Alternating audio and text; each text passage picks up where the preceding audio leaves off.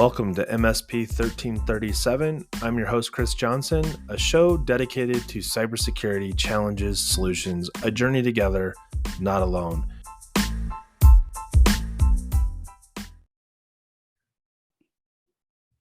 Welcome, everybody, to another episode of MSP 1337. I'm joined this week by Sarah Goffman of TC Communications. Welcome to the show, Sarah. Thanks, Chris. Glad to be here.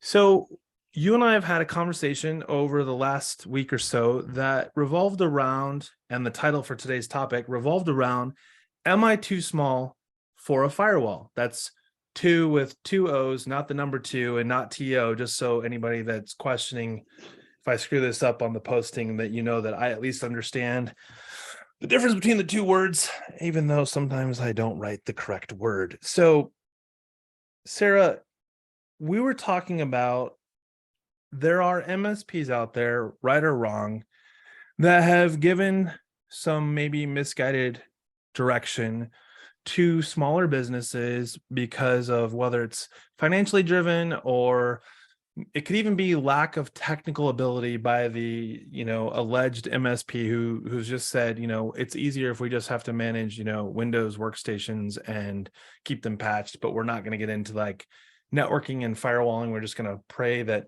when things get plugged in, they're going to just work. But when you and I were talking, it was this idea that when bad things happen, when you think about the basics, some of the first things that come to mind is, did you have a firewall? Was it patched? Did it have like the latest security subscriptions? Was it turned on? Did it expire? Like all the things come to mind.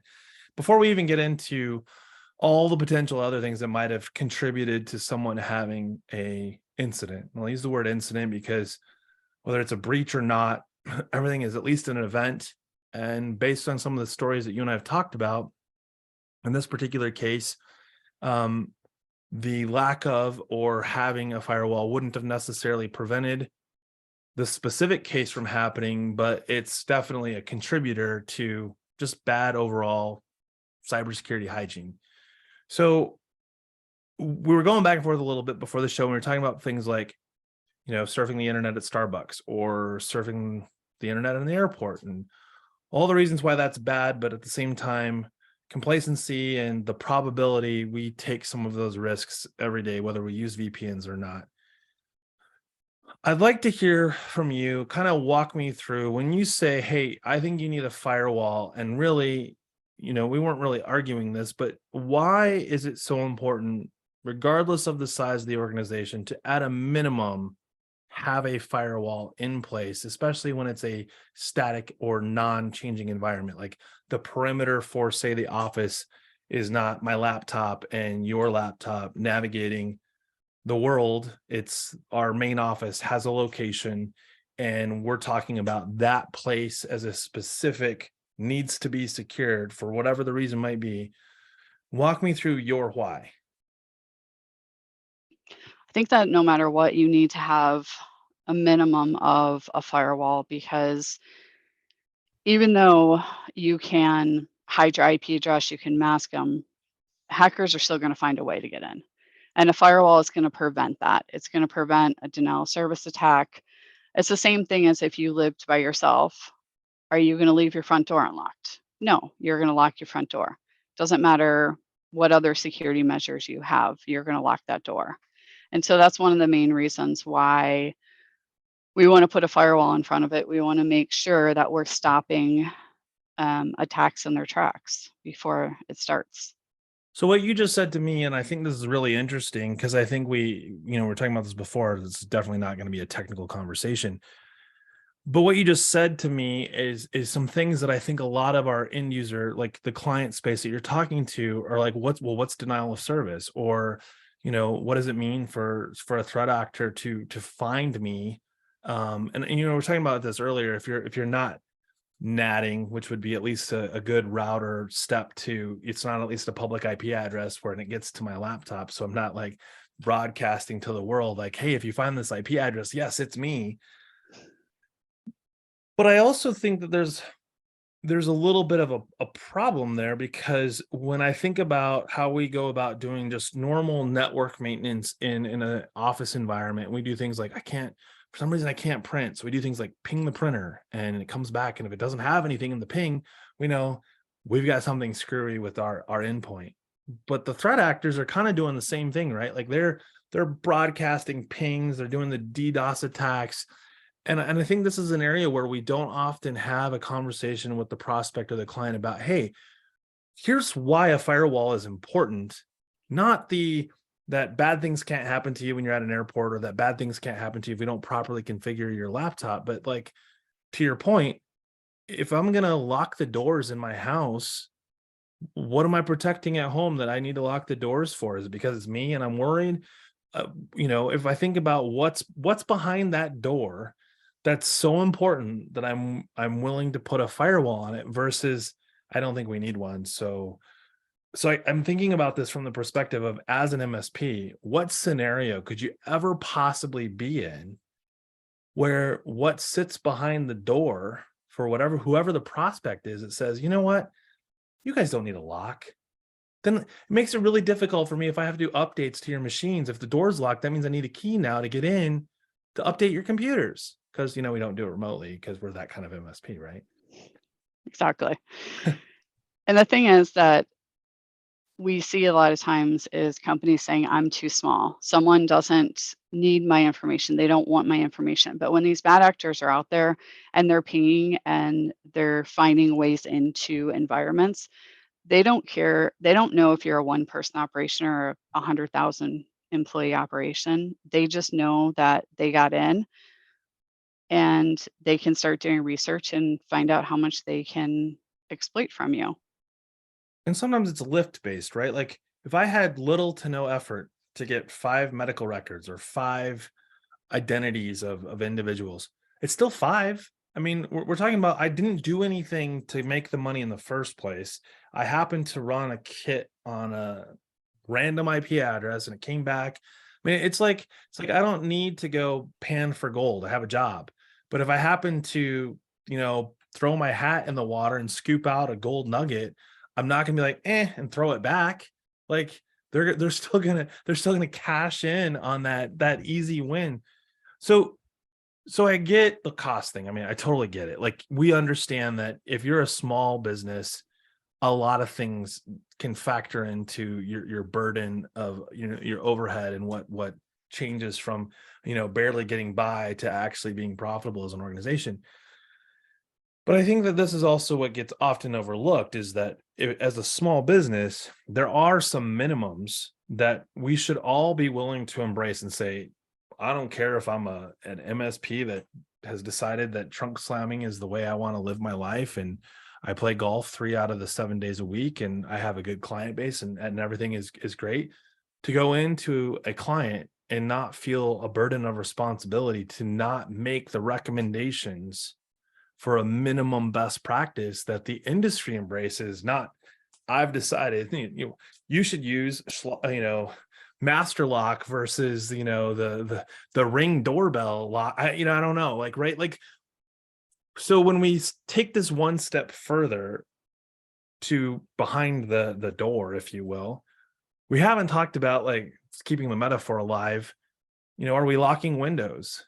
Do we regularly have, a roof inspection or a chimney inspection to make sure that if I use the fireplace, I'm not going to, set my house on fire? Like, what does that look like? Because I think that that is as critical, and in fact, even potentially more so than the firewall. And not trying to downplay the need for the firewall, because I think it's easy to forget that the firewall isn't just protecting the 8 or 3 or 10 computers.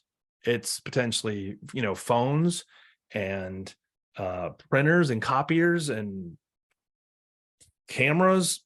Shoot, it might even be like your Nest thermostat. That sounds mundane when we talk about it out loud, because what do you mean? I just plug it into the 3 wires and it only can connect to my phone. So what's the big deal there? So much is at stake because everything is plugged into the internet anymore. We could even use the argument that before we talk about security, let's just talk about quality and performance of services by having a device in place that actually optimizes traffic to benefit you, the end user.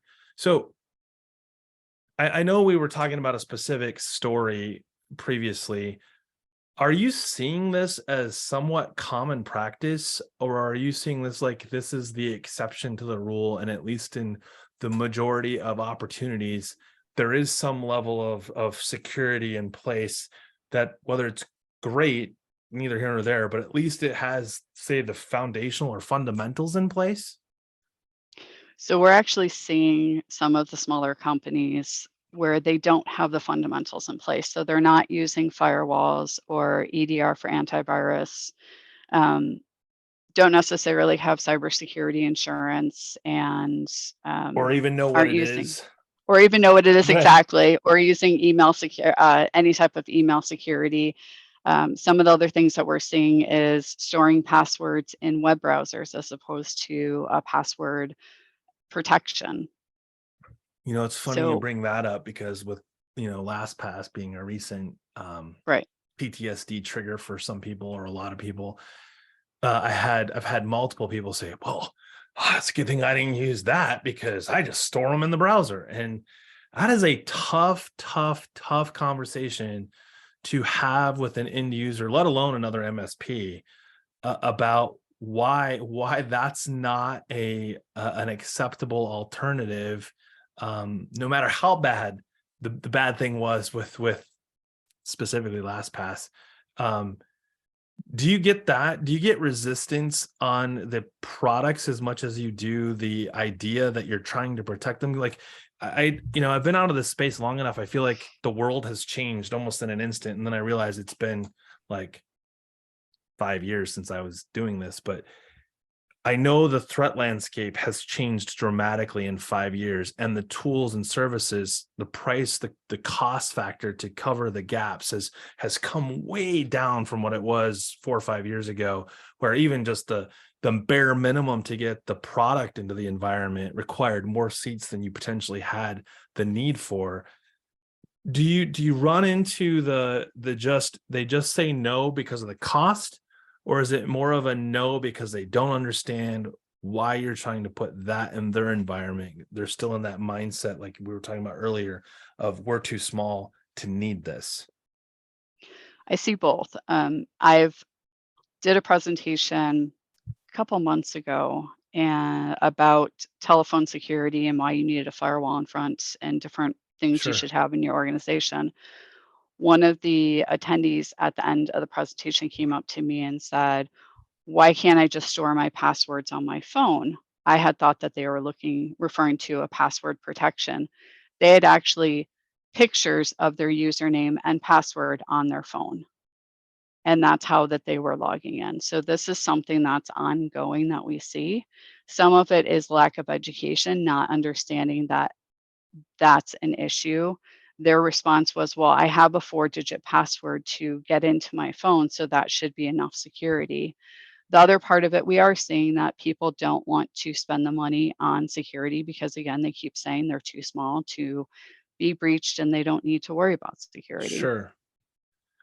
That gets into that whole I think you brought up a really I don't, not placing those in any significant order on what you see from a percentages standpoint, but it does make me think about the education one. I attended CornCon, which is I live in Iowa, so why wouldn't it be called CornCon? But it's actually a cybersecurity conference, so put that into context here. And I had the opportunity to listen to someone present on securing my home network, and I thought, not trying to put, trying to say like in advance that I already knew the answer. I thought I'm gonna go check this out because I thought, he's catering this to like the enterprise space. So a lot of the people there were more executives than IT. So I was kind of interested in listening. And man, he goes through this whole thing and he leads with like these are the 14 things we're gonna cover today. And I'm like, oh boy, I'm in for this is like a level 301 class for like the home network, right? Everything from the way the firewall's configured to VLANing at home. And what was really interesting, and I think this is to your point about the education piece, I don't think, and COVID really put this into the limelight of where's my office. And if we're saying that you need to have a firewall at home, regardless of how many devices you have, kind of to your point, if you live at home alone, you lock the doors. I don't know if even with a whole family living in my house, if we're not at home, we lock the door, right? Like, so obviously there's something in my house worth taking. I just haven't figured out what it is yet. Um, but as he was going through the presentation, I realized that while a lot of it was, I was able to palate and process and say, I could do this. I quickly realized how many people in this room, let alone in our current culture, are able to do those things because our technology space as we know it, whether you buy it from Best Buy or Staples or Office Max, wherever you go to get some of your tech, it doesn't come with a how do you properly configure for security optimization. It comes with an easy button for the convenience and efficiency optimization. Like, don't call us, like just push the button. And oh, by the way, we know you're stupid. So we put the password on the bottom of the box just for you, right? Exactly. Are we being ignorant and blind as solution providers? And I throw myself into this by not forcing the conversation that says we have to educate better so that those who believe they are too small are coming to us and saying, I need more. I know what I have now is not enough. I think we do need to do a better job of educating. There's been several stories of I'm part of different MSP groups, networking groups, and there's been stories that I've heard across the board of previous MSPs and the education level that they've offered to their clients. But education is one of the main components that we can use to help prevent these attacks, or at least make sure that if the client or the company is attacked in some if there's a security incident, that they can recover from it and they're not just going to be out of business because now their entire client information's out there and they have no way to recover from it. The ConnectWise has a saying that is it's not just a saying, but they have a program or a model that talks about the blast zone. You hear right of boom frequently where the event has occurred, how big was the right of boom, what was the impact, and ConnectWise brings up a good point with the blast zone is both sides, right? It's both sides of the boom, because after that happens, that has a direct impact on everything else, including how you prospect, who's willing to listen to you, what did we get wrong? Like, there's so many things that have to be taken into account. And I think as a collective whole, and this is one of the reasons why CompTIA has the trust mark, is we've got to educate the MSP community first, really, before we can do a better job of educating the client prospects and the end users, because we're still not doing even what we tell the prospect to do. Like, hey, we're going to put this firewall in. We don't use firewalls in our offices, but you should use firewall because I'm selling it, right? Like you've heard that. I mean, Absolutely. and the worst part about it is, and this is kind of funny, no one said you have to use the same firewall. And we're so hung up on the client responds with, well, what do you use? And if you tell them that they're suddenly going to be, I can't have this in my office, it's not what you use. And I think that if we were prepared for that question to say, we're a different organization, we are a different business than you, and here's why, that conversation would be less and less frequent. Absolutely. And one of the things that there's a lot of disservice that we're providing to our clients by not having that conversation of this is what you need as a minimum. Sure. And clients do come to us and say, what are you personally using? Well, we're different. We're an MSP. You're not an MSP. We're going to have higher levels of security. I like that, higher level or more advanced, or a specific plug to. You don't want to keep asking what we have, because we're more than happy to potentially put that in your environment. Oh, by the way, it costs a lot more than what we're asking you to spend today. Exactly. The platinum package that's not currently on our line card, you just signed up for it. I think that's the slam dunk, right? Right, exactly. That's what everybody needs. Well, so along those lines, it's kind of interesting what you said. I think we have a opportunity, through education that basically says, this is a do what I'm doing. And to what you said about the disservice, do you think that's tied to the MSP MRR, or the monthly recurring revenue MRR, where we did a really good job over the years of continuing to package inside a nice shiny bow with a box, or however you want to describe it, that had a number attached to it that was per user, per endpoint, doesn't matter. There's different ways of peeling this back. But we started putting things in there that we did early on because it was just par for the course, right? If you have an endpoint, you have these 5 things on it, no exceptions. Antivirus, old school, the RMM tool, so I can patch it. And who knows, maybe there's 1 or 2 other things. And that was pretty much the definition of what had to be on the endpoint in order for us to incorporate that endpoint or the user into. And then 365 came about, and they're like, hey, we're going to give you 5 seats for the 1 seat you're paying for. And all of a sudden we're like, man, this is getting complicated to do it times the endpoint when some of the stuff we're selling is times 5 endpoints. But we're now back to, there are gaps in an environment that stack does not account for.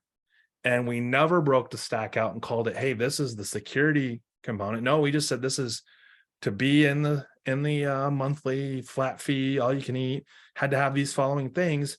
Now we fast forward and it's like, okay, how do I break out firewall management when we didn't call it out before? Or why do I need EDR? Like you used to just have this like bundle thing per user. And now you're telling me it's going to go up 30%. Well, what are you putting in it? Oh, all of a sudden you have to show them what's going into the stack. And I think that's where it starts to crumble, because if you show them in the stack, it's this firewall or it's this advanced threat protection, and then now you got to explain it. We never had to explain these things before. So do you think there's a path forward where it's like, maybe we don't have to talk about the speeds and feeds, get technical, and just say, hey, the threat landscape's changing. In order for us to address that threat landscape in any meaningful way to reduce your right of boom or to reduce the blast zone radius for your entity, this is the new overhead that not just you are paying for, but we're incurring too. Like, this isn't like I have to add more to my environment as an MSP. It's not just you have to add it. We're all taking it's like everybody's bailing, right? And if we all bail together, maybe the boat will stop sinking. I think one of the things that we really need to make sure we're doing with our clients is speaking in layman's terms, because our clients are not necessarily technical. You come across occasionally one of those people that you can say a certain term and they'll understand what it is. Or they'll at least But have if we heard it tell, before. right, exactly. But if we say blast zone, 90% of my clients are not going to understand what blast zone is. I Sure. mean, they kind of understand a concept behind it, but I think if we start breaking this down and saying, this is going to do this, and have it be very basic terms, I think that's going to help us educate our clients a lot. But we do need to start breaking out our security stacks and improving our security Sure. stacks that we have as our basics. But we also need to educate our clients as to why they have it. And you also don't have to be afraid of doing, not doing it yourself, right? I've heard that a lot too. Like, yeah, we've got all of our security is in house, and great for you if you can pull it off. But I think we're at a time in history with current service offerings from vendors that puts us in a position of we can offer a lot more than we used to be able to, with resources that are qualified to help us deliver, where previously there was no way we could hire enough resources to staff what our clients need from a security perspective. And I think we have to be better at embracing that, because it's hard, right? Like you and I both remember the days when hey, the copier guys are at my clients right now, we should be there because they're going to sell them on how to take the printers out of the room and put copiers in there, because then we don't have that anymore. We're not doing print management as the copier. Or man, the copier guys are now doing network management and now they're doing IT services. Well, okay, yes, that's happened. Or the VoIP guys that now do IT, we've all seen it. But the reality is there's a lot of security stuff out there. And if they're truly a security company offering SOC services, those kind of things, they're not competing with you on the managed services side. No, not at all. And we actually have a third-party SOC team because we know security, but if we can have a SOC team that's there to help us out, it makes us even a stronger position to help our clients. I like it. So as we wrap up, and obviously we've gone way away from the firewall itself. We all know if the lights are blinking green, that's a good firewall sign. It's a good sign your firewall is doing its job, right? Sarah, is there anything else you'd like to leave for our listeners? Which, by the way, thanks to all of the MSP Ignite listeners. We know there's a lot of you that are listening. So as Sarah is also an MSP Ignite member, I'm pretty sure what she says next will probably be very profound. So I would say be part of a networking group. If you can be part of a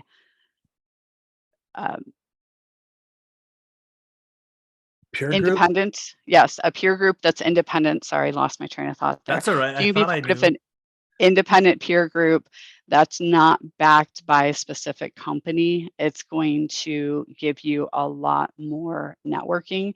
But even if you do join one that's backed by a specific company, it's a great way to meet, go to the meetings with, ask, talk to people, find out learn from each other. Yeah. There's so much that you can learn from other people and their experiences that you have that you can share with other people. It's a way for us to help protect our clients and join against the fight against bad actors. Right. And that's I say this a lot. If you're part of any peer group, or you're where your peer group is focused on cybersecurity, or you're just with a group of peers that's got an agenda of targeting cybersecurity as a, place to mature your business, I think that we can only do well when we journey together, because in the cybersecurity space, it is a lonely place to be if you are doing this without your peers.